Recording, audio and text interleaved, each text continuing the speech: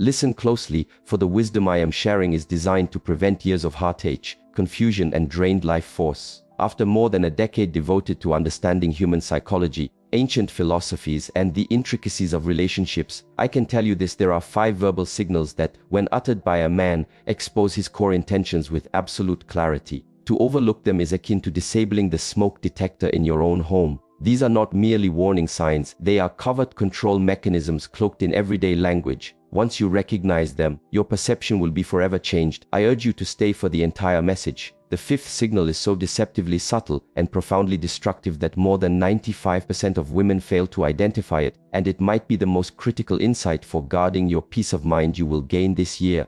Before we explore these 5 expressions, you must internalize a fundamental truth that will reshape your every interaction with men. The majority of women have been socialized to grant the benefit of the doubt, to look for a man's potential instead of his presented reality, and to prioritize healing others over protecting themselves. This programming is so embedded that it has silenced our innate ability to sense emotional opportunists. And that is precisely my term for them: emotional opportunists. They employ specific linguistic patterns to probe your boundaries, erode your standards, and chip away at your sense of self-worth. Ancient Vedic philosophy introduces the principle of Vak Shakti, which teaches that words are not just sounds. They carry creative power and energy. When a man speaks to you, he is not merely conveying data. He is transferring his inner world, his true motives, and the degree of his respect for you straight into your energy field. This explains why some conversations leave you feeling depleted, disoriented, or full of self-doubt. Even when you cannot logically pinpoint what went wrong, your intuition registered the energetic frequency of manipulation. While your conscious mind was busy trying to find a reasonable explanation for it, the knowledge I'm offering you transcends simple relationship tips. It's a form of psychic hygiene that will shield not just your heart, but the entire trajectory of your life. Because this is the part nobody mentions: the partner you select influences far more than your love life. His impact extends to your career ambitions, your circle of friends, your connections with family, your self-confidence, your financial stability, and even your physical vitality. A poor choice will cost you years of your irreplaceable life energy in recovery. A wise choice, or more accurately, the ability to identify and swiftly detach from poor choices, clears the way for something truly magnificent to flourish in your life. The first expression that should signal an immediate retreat, not a slow walk away, is when he says, "You are so emotional," or any of its cousins like,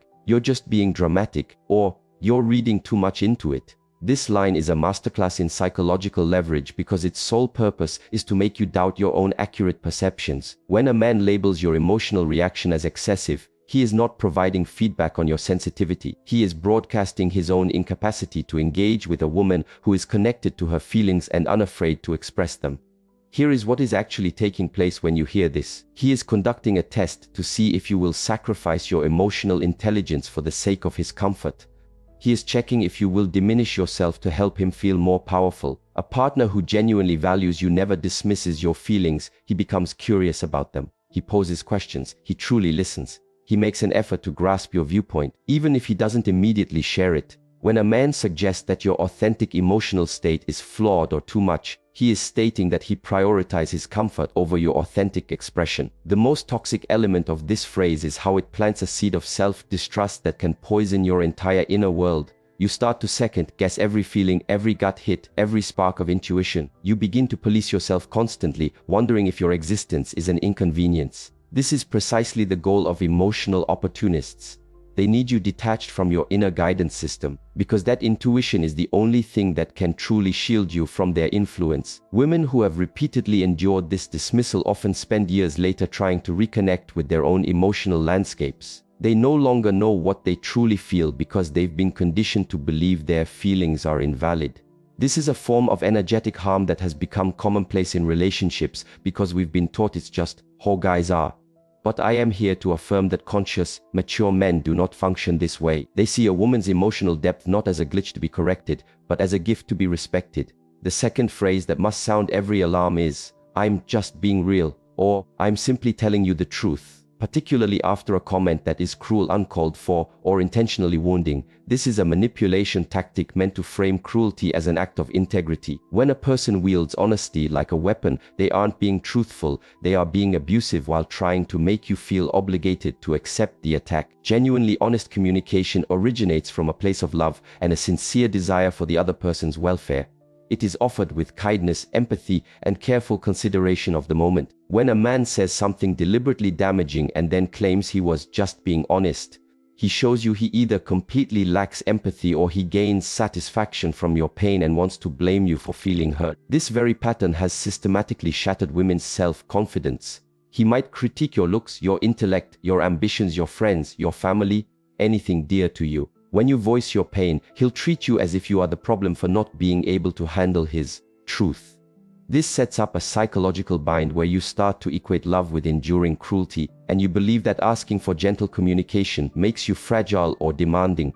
The reality is that a partner who loves you has a natural inclination to build you up, not to break you down.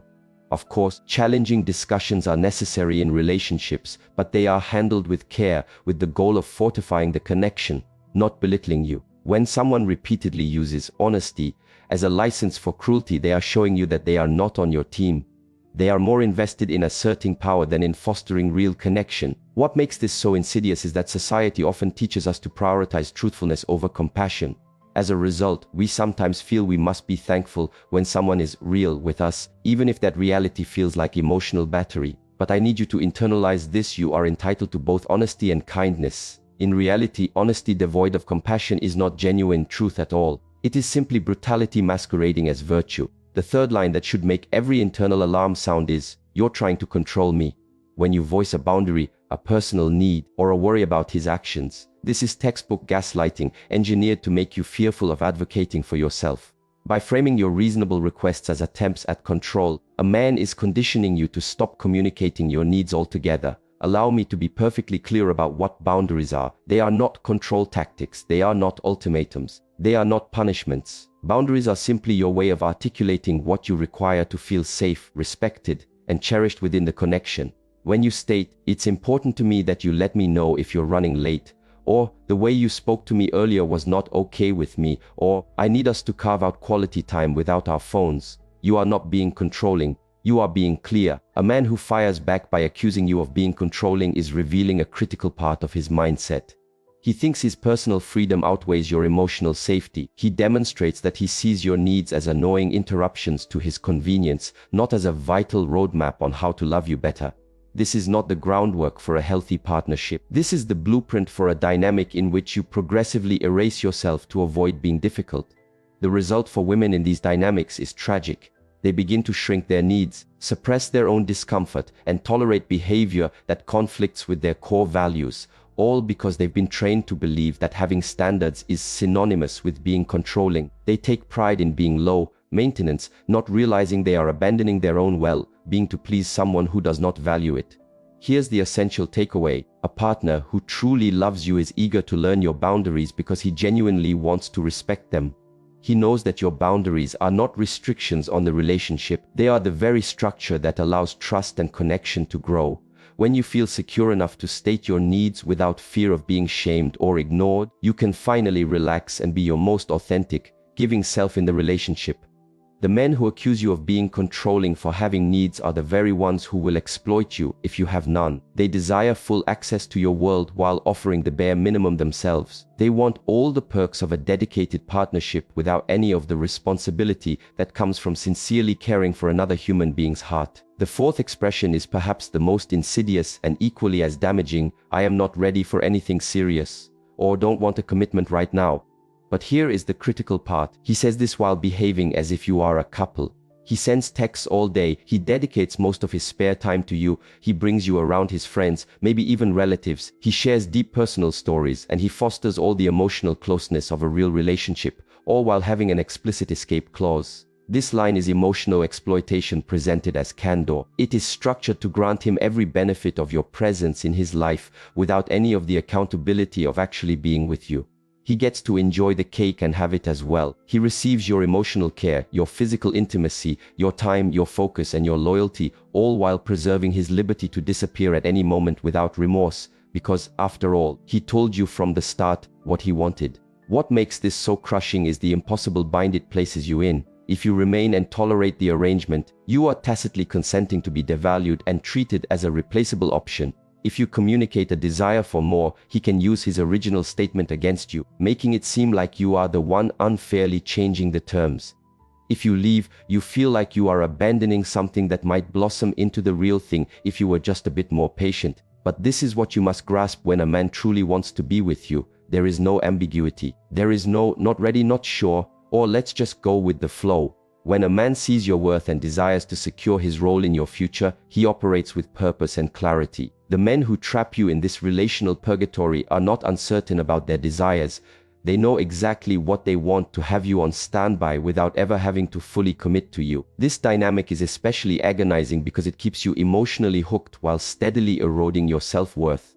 You begin to think you are not valuable enough to be fully chosen, that you must prove your value by settling for less than you truly desire. You start to see commitment not as something you deserve inherently, but as a prize you have to earn. The most treacherous aspect is that these men often have genuine affection for you. They like your company. They find you attractive. They might even feel love for you in their own restricted capacity, but they value their personal freedom and their options more than they value your happiness and security. They would prefer to keep you in a state of limbo than to risk losing access to you by being truly transparent about their ultimate intentions. And now, we arrive at the fifth and most toxic phrase, an expression so subtle that a vast majority of women fail to see it as manipulation until years down the line as they work to rebuild their identity. This phrase is, "You have changed." Spoken not with admiration but with disappointment, with an undercurrent of accusation, suggesting that the person you are evolving into is inferior to the person you once were. This statement is soul-crushing. It is engineered to compel you to forsake your own personal growth, your evolution and your authentic journey, and to revert to a version of yourself that was more convenient for him. When a man uses, "You've changed," as a form of critique, he is admitting that what he fell for was your potential to fulfill his needs, not your potential to become your truest self. Here is the underlying truth of the situation. You are growing, you are evolving, you are setting new boundaries, you are chasing your dreams, you are speaking your mind, or you are simply becoming more secure in your own skin. And rather than cheering on this development, rather than feeling privileged to be a part of your evolution, he feels endangered by it. And why? Because the version of you he felt comfortable with was smaller, more manageable, and more centered on his world than on your own expansion. This phrase is particularly harmful because it attacks you where you are most vulnerable, your innate need to be loved and accepted for who you are. When a person you love suggests that your growth is a form of betrayal, it can trigger an internal crisis. You start to wonder if becoming more fully yourself is worth risking the loss of love. You consider shrinking back to a size that felt safer and more comfortable for him. I have seen women give up their life's ambitions, their friendships, their career aspirations, and their personal development journeys because a partner convinced them that their evolution was somehow a selfish or negative act. They stop going to therapy because who's changing them? They abandon their creative pursuits because he misses when all their attention was on him.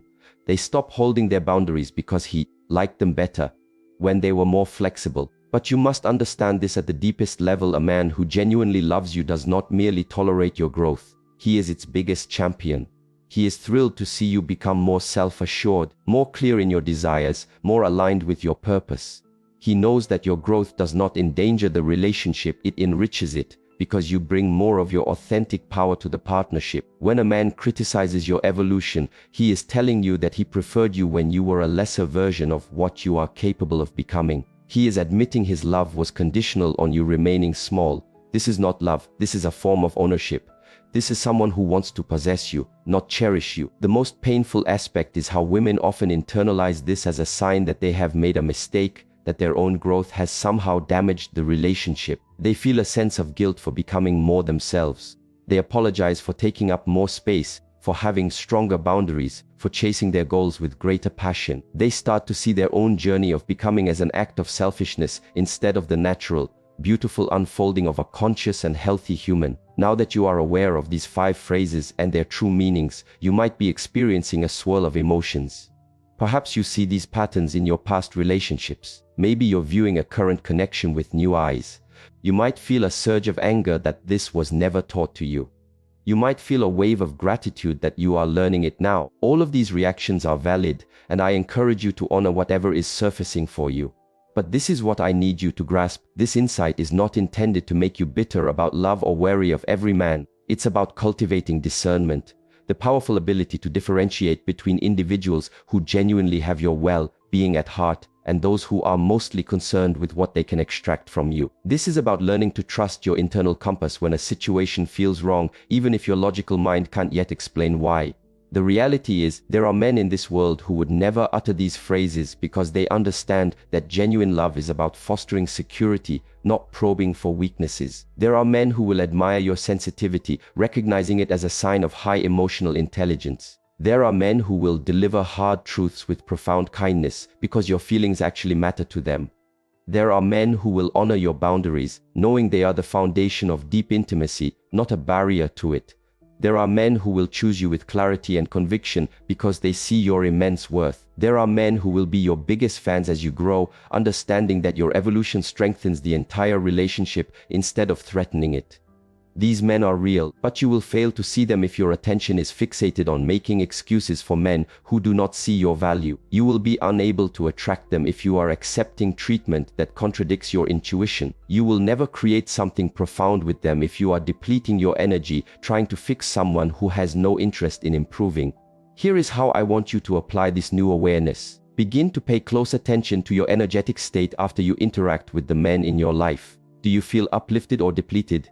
Do you feel seen and respected, or confused and belittled? Do you feel empowered to be more of yourself, or pressured to be less? Your body is a finely tuned instrument, and your energy field does not deceive you. Begin to honor your first intuitive hits instead of rationalizing them away. If something feels off in the initial weeks of dating someone, it most likely is. If you find yourself consistently justifying someone's behavior or telling yourself their words had a different meaning, that is a red flag. If you see yourself altering your personality, your ambitions, or your values to fit into someone else's comfort zone, that is crucial data about the dynamic at play. Most critically, I want you to know that walking away from people who devalue you is not cruel. It is the ultimate act of self-love. It is not a rejection of love itself. It is creating the necessary space for authentic love to find you. Every second you invest in trying to teach someone your worth is a second you are unavailable to someone who would never question it.